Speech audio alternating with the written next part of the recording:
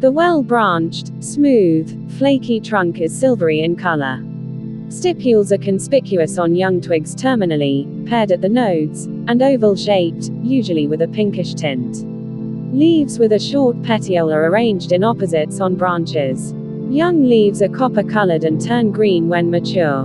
Leaves are broadly rounded or ovate in shape with a rounded base and tip, 0.8–3.0 cm long and 6–15 cm broad.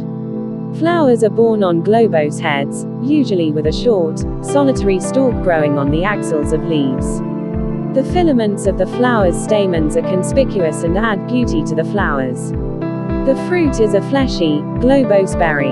Habitat: damp areas along the water tributaries of wet and dry deciduous forests, up to 300 meters.